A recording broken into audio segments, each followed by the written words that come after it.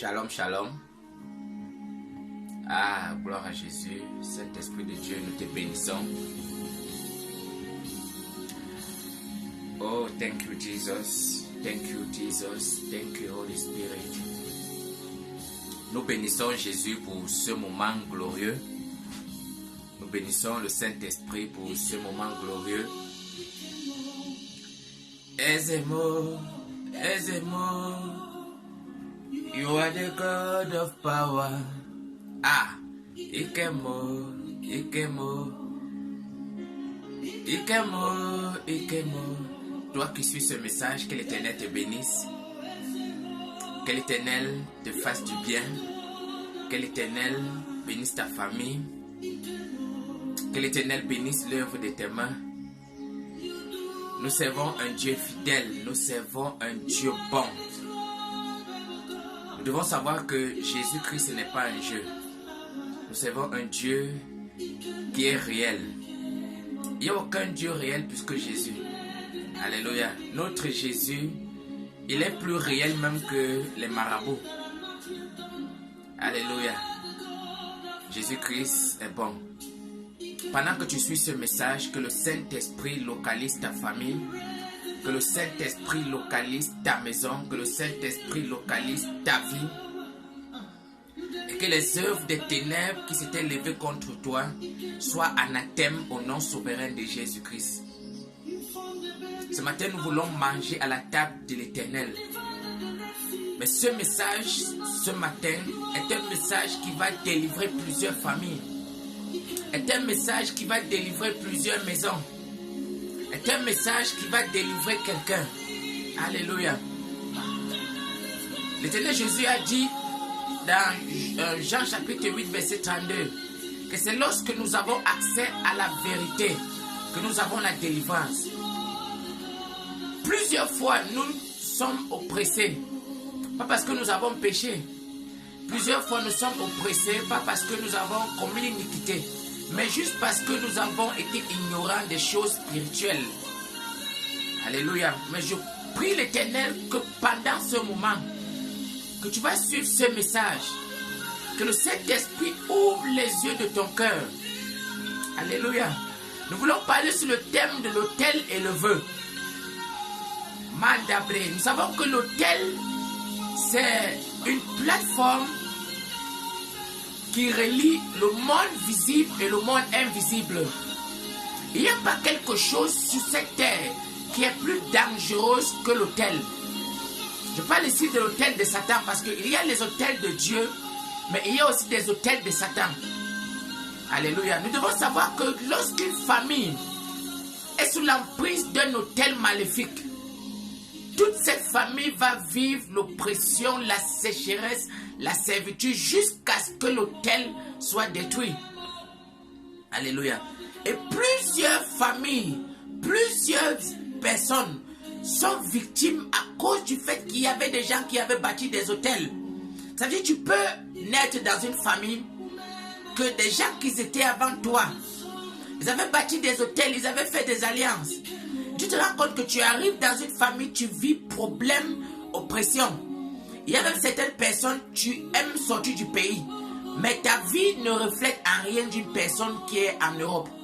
Tu vas voir quelqu'un est même aux États-Unis, mais il vit une pauvreté plus qu'une personne qui est au fond d'un pays africain. L'autel ne se fuit pas parce qu'on a voyagé. Alléluia. L'autel ne se fuit pas parce qu'on a changé de ville. Même si tu fuis la maison de ton père, même si tu déménages, tant que l'autel n'est pas détruit, l'autel va toujours te rattraper. Parce que nous devons savoir que Satan n'a rien créé. Satan est comme le singe de Dieu. Il est le contrefaçeur.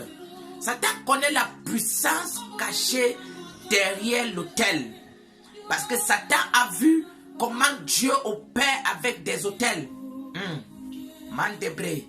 Nous devons savoir que même le trône de Dieu, c'est un autel. Raison pour laquelle l'Éternel, le Dieu que nous servons, est le Dieu le plus puissant. Parce que son autel est l'autel qui est élevé plus que tous les autres autels. La Bible dit que Dieu est assis sur le trône. Frère, le trône représente un autel. Alléluia. Lorsque Jésus voulait sauver l'humanité, il a fallu qu'il place l'autel de la croix. C'est-à-dire, il y a pour que des choses puissantes dans le règne de l'esprit ne parlent qu'en fonction des autels. Nous allons voir un exemple dans la Bible, dans le livre de Genèse chapitre 8, à partir du verset 20, 21, 22, 23. La Bible dit qu'après le déluge, lorsque Noé est sorti de l'âge, il a bâti un autel à l'Éternel. La Bible dit qu'il a pris un autel, il a bâti un autel et il a fait des sacrifices sur cet autel. La Bible dit que lorsque le parfum est monté vers l'Éternel, Dieu a humé le parfum de l'autel, que Noé avait bâti. Et la Bible dit au même instant, Dieu est descendu à Noé. Il a dit à Noé, à cause du fait que tu as fait cela, parce que le parfum de l'autel avait réjoui le cœur de Dieu. Le parfum de l'autel avait ouvert le ciel. Lorsque Dieu a vu cela, ce n'est pas un ange qui est descendu. Parce que parfois nous prions, ce sont des anges qui descendent.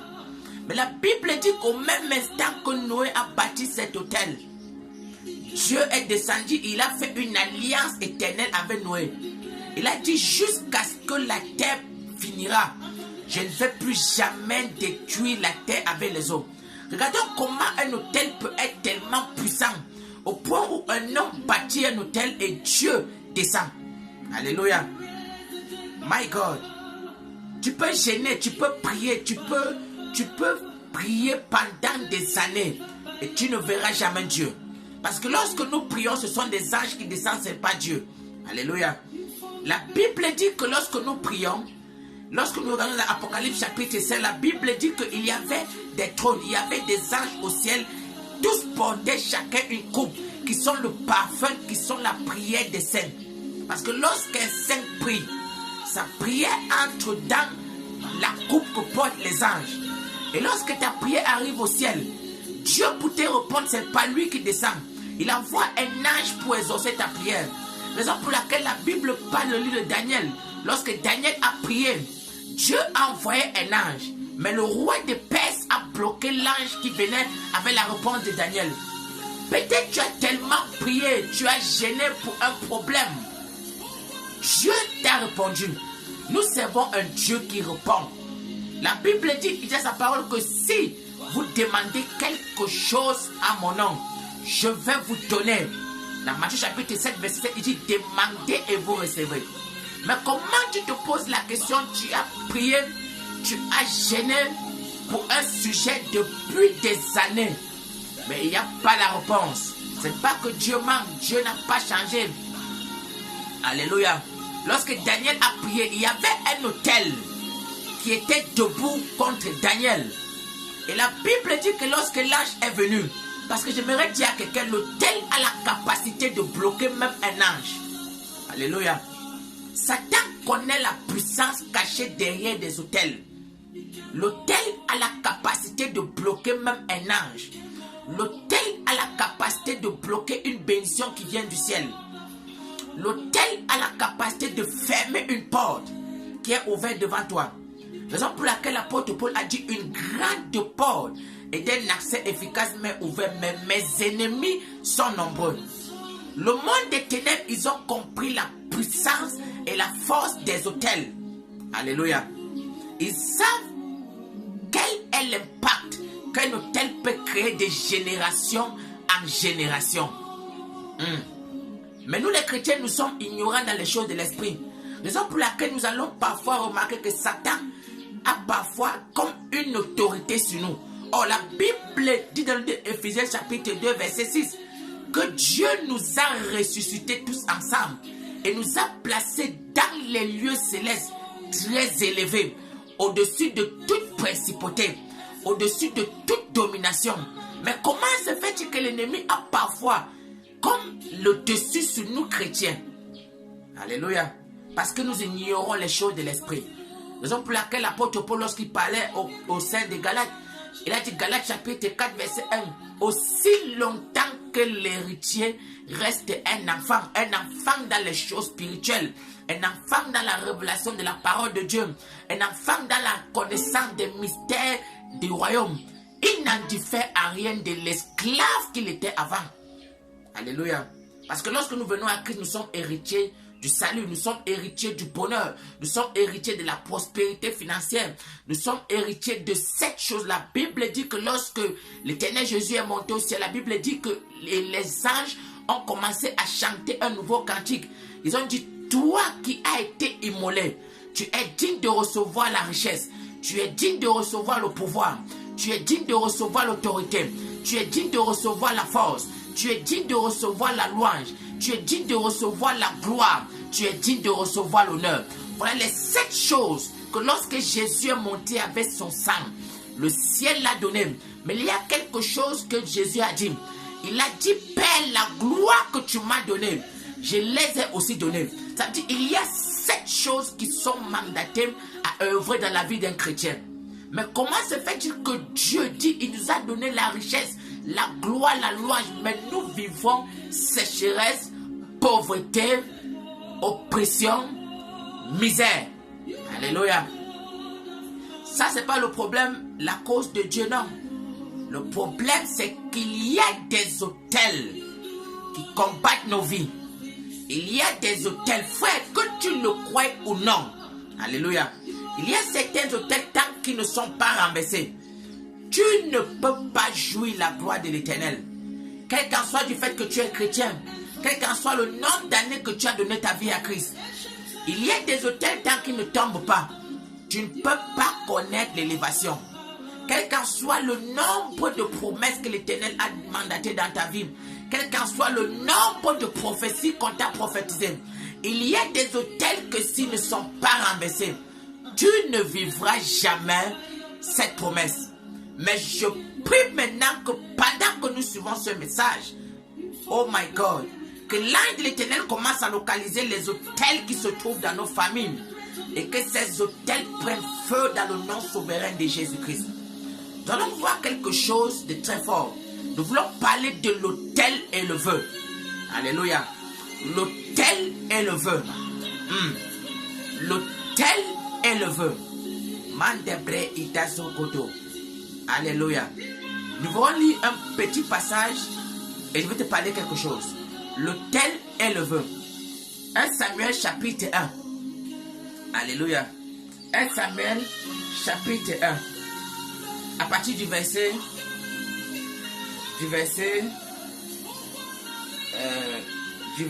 4 à 5. Je parle ici de l'histoire de Anne. Anne qui avait sa épouse Pénina. Et les deux étaient les femmes de Elkana. Alléluia. Anne était une femme qui aimait Dieu.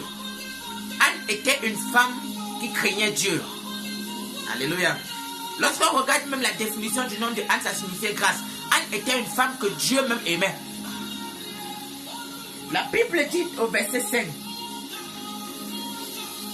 au verset 4, le jour où Elkana offrait son sacrifice, il donnait des portions à Pénina, sa femme, et à tous les fils et à toutes les filles qu'il avait. Mais il donnait à Anne une portion double, car il aimait Anne que l'Éternel avait rendue stérile. Alléluia.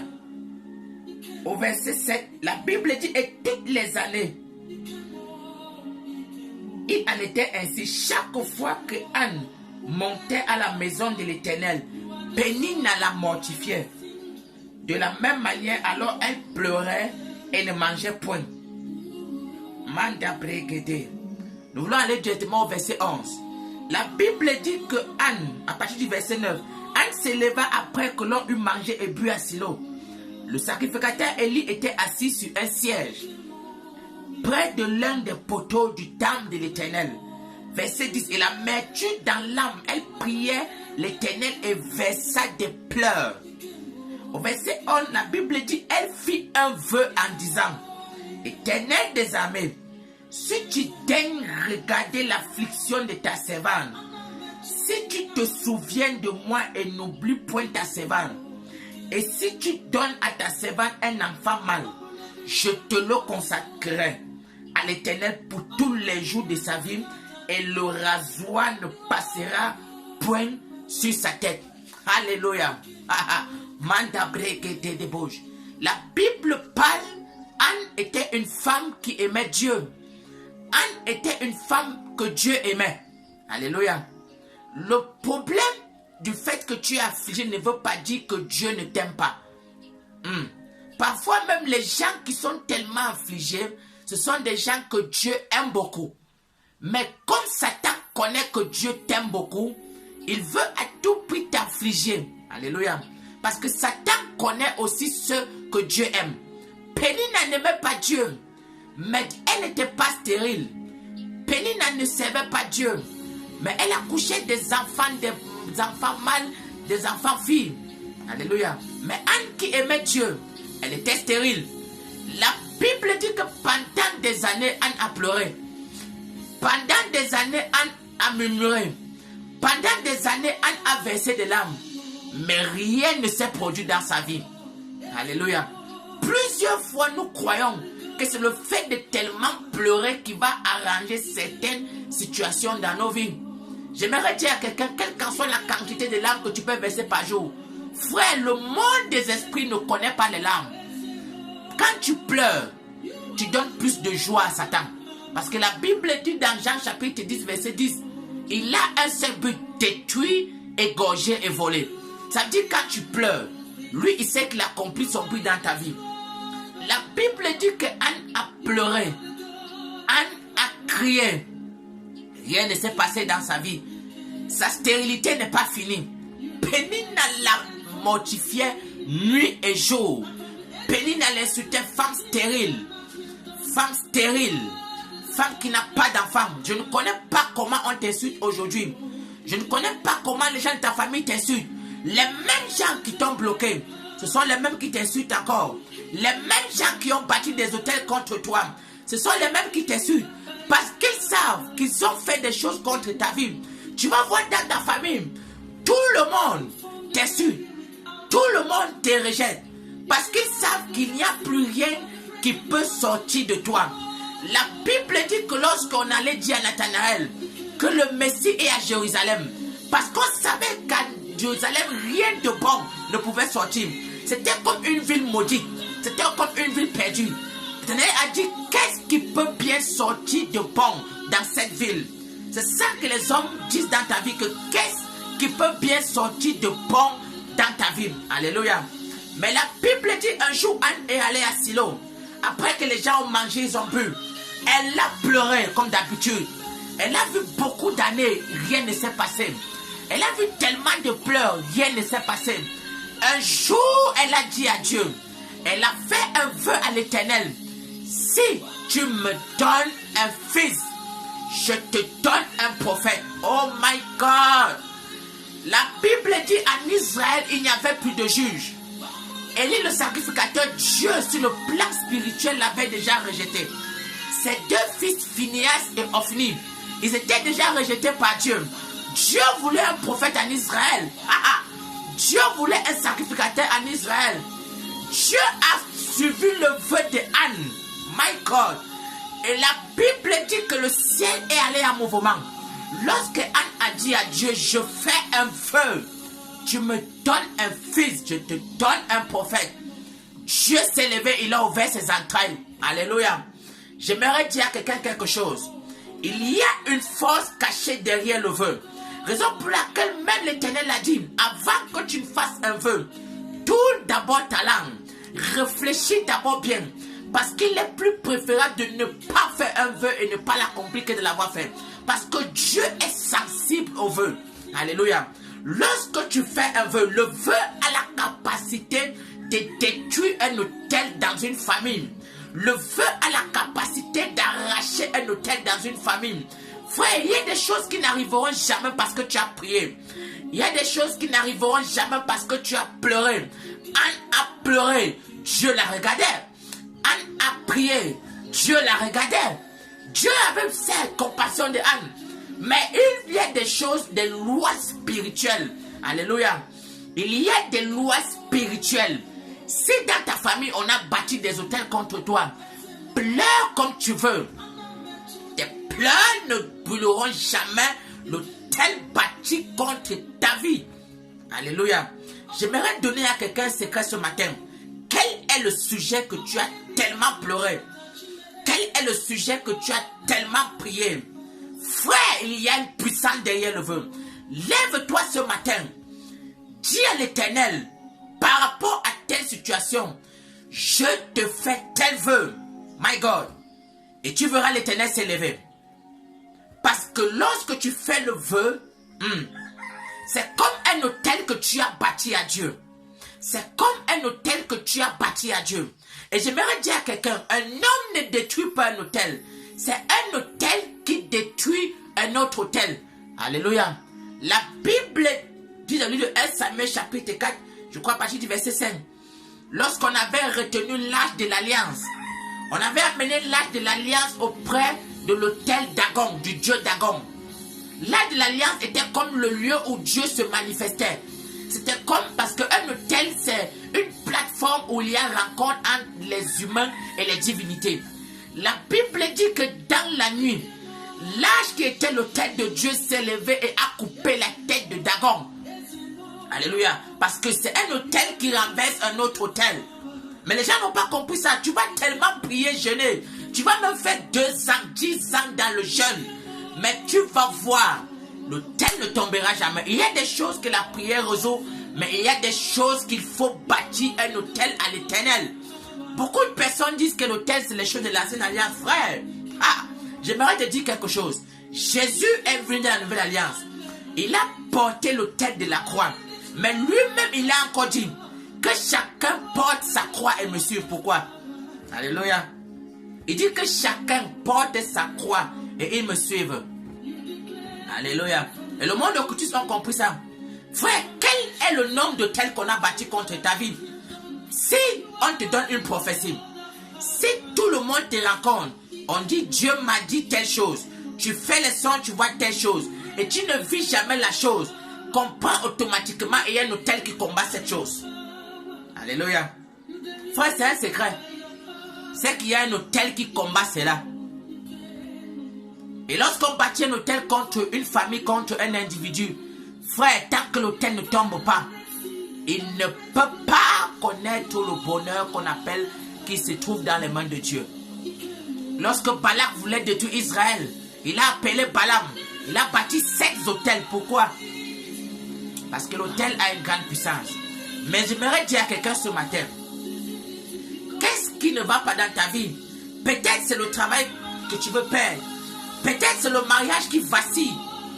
Peut-être c'est tes finances qui vacillent. Peut-être c'est une opportunité qu'à peine tu as reçue, tu dois la perdre. Frère, fais un vœu à l'Éternel. Oh my God. Dis à l'Éternel, si tu me donnes cet enfant, voici ce que je ferai. Dis à l'Éternel, si tu préserves ce travail, voici ce que je ferai. Dis à l'Éternel, si tu fais telle chose, si tu préserves mon mariage, si tu enlèves mon mari des griffes de cette femme, my God, voici ce que je ferai. Et j'aimerais te dire quelque chose avant de faire un vœu. Fais beaucoup attention. Ne pense pas aussi que la Bible dit, on ne trompe pas Dieu. Lorsque tu vas faire l'autel, Dieu va agir. Mais malheur à toi, si après tu veux tromper Dieu. Alléluia. Tu peux tromper un homme. Tu peux te tromper toi-même. Mais ne trompe pas Dieu. Mais lorsque tu veux faire un vœu, rassure-toi que ce vœu est un vœu qui peut renverser un hôtel. Anne a réfléchi. Elle a dit, mais si je veux un enfant, c'était un vœu tellement grand pour elle. C'était un sacrifice grand. C'était un hôtel qu'elle avait bâti dans ses entrailles. Elle a dit, Seigneur, donne-moi un fils. Je te donne l'enfant là. Alléluia. C'est difficile de faire ce genre de vœu là. Les gens mettent à ta famille faire le vœu. Alléluia. Fais le vœu à l'Éternel. Mais la Bible dit, l'apôtre Paul a dit, n'oubliez jamais le creux dans lequel vous avez été tiré. Lorsque l'Éternel fera sa part de contrat, ne blague pas avec ta part de contrat. Alléluia. Parce que pendant que tu vas faire le vœu, écoute ce qui va se passer. Pendant que tu vas faire le vœu, un ange va prendre ton vœu. C'est-à-dire, entre dans ta chambre, fais ta chambre. Et crie un vœu devant l'Éternel, le Dieu que tu sers. Devant l'Éternel, le Dieu des armées. Devant l'Éternel, dans le trône et au-dessus de tout trône. Devant l'Éternel, dans l'autel et au-dessus de tout autel. Pendant que tu vas faire le vœu, alléluia, présente ce vœu à l'Éternel. Lorsque tu le présenteras, un ange va prendre cela. Il va monter aux cieux. Lorsqu'il va présenter cela devant le Père des esprits. Ah, alléluia. Au même instant, alléluia, on va envoyer une délégation, une légion d'anges. Et comme l'Éternel connaît à tout endroit où ils ont bâti des hôtels, le Saint-Esprit va envoyer des anges. Ils vont aller comme au temps d'Élie. Et le feu va tomber sur leurs hôtels. Dès que le feu tombe sur l'hôtel, automatiquement tu es libéré. Automatiquement tu es délivré. Automatiquement ton travail qui voulait partir est délivré. Il y a certaines personnes, on a bâti des hôtels contre leur travail. On a bâti des hôtels contre leur ministère. On a bâti des hôtels contre leur vie. Ce n'est pas la prière qui va venir te sauver. Frère, la prière est bien, mais il y a certaines stratégies dans la prière. Parce que pendant que tu fais un vœu, c'est une prière. Mais une prière qui est en train de bâtir un hôtel à Dieu. Et tu verras ce que l'Éternel fera. On ne se moquera plus de toi. Lorsque l'Éternel aura accompli cela, accompli ta part. Ne tarde pas pour accomplir ton vœu. Alléluia. Je prie maintenant que toi qui as suivi ce message, que l'Éternel, le Saint-Esprit te révèle quel est le vœu que tu vas faire à l'Éternel. Et que le Saint-Esprit te rappelle lorsqu'il aura accompli sa part. Alléluia. Et que les anges de l'Éternel, pendant que tu fais le vœu, portent ton vœu et amènent cela au ciel. Alléluia. Et que pendant qu'ils amènent cela au ciel, que les hôtels de ta famille prennent feu. Alléluia. Il y a une puissance dans le vœu.